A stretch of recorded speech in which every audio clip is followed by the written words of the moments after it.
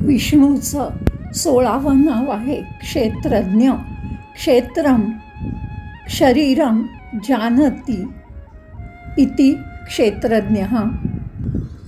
क्षेत्रम म्हणजे हे शरीर किंवा ज्या माध्यमातून आपण सगळे अनुभव घेतो ते क्षेत्र. जानाती जाणतो, जो जाणतो तो क्षेत्रज्ञ.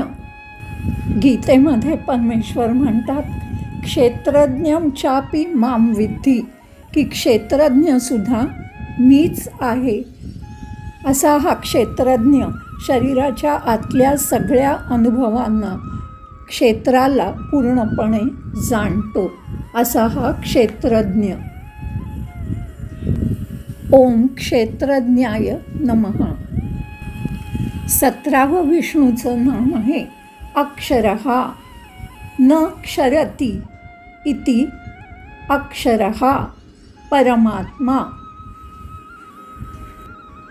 ज्याच्यामध्ये कुठलाही बदल होत नाही, ज्याला तोडता येत नाही, आग त्याला जाळू शकत नाही, पाणी त्याला भिजवू शकत नाही, हवा त्याला सुकवू शकत नाही, जो वेळ काळ स्थान यांनी प्रभावित होत नाही, जो अनंत आहे, कधीही त्याच्यामध्ये काहीही बदल होत नाही, असा अक्षर.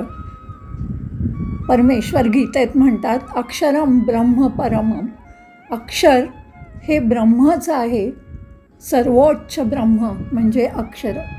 ओम अक्षराय नमः. 18वं विष्णूचं नाव आहे योगः. तत् अव्याप्यतया योगः. तत् म्हणजे त्यामुळे, अव्याप्यतया म्हणजे जाणू शकतो, योग म्हणजे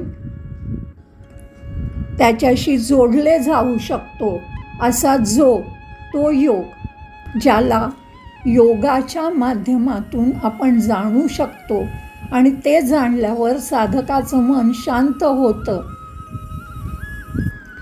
जेव्हा साधकाचं मन शांत होतं तेव्हा तो चेतनेच्या उच्च स्तरावर पोचतो आणि त्याला जाणीव होते की तो परमेश्वराशी एकरूप झाला आहे आणि त्याला योग प्राप्त होतो. तो सगळ्या बाबतीत सम होतो आणि म्हणूनच म्हटलं आहे समत्वम योग उच्यते.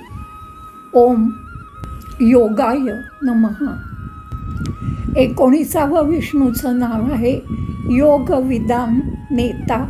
योगम म्हणजे योग, विंदती म्हणजे जाणतो, विचारयंती जो त्याच्यावरती विचार करतो, कॉन्टेम्प्लेट करतो, जानंती त्याच्यामध्ये शोध घेतो, लभंत ते प्राप्त करतो, इति वा योगविदः असा तो योगविद. तेषां नेता ज्ञानिनां योगक्षेम वहनादी नेती योगविदां नेता.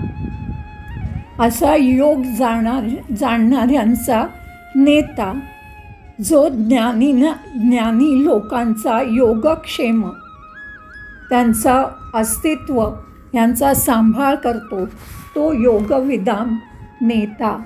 ओम योगविदाम नेत्रे नमः.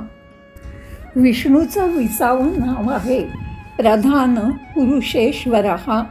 प्रधानम म्हणजे मुख्य, प्रकृतीही म्हणजे माया किंवा जो विश्वाचा मूळ स्रोत जो असतो तो प्रकृतीही, माया.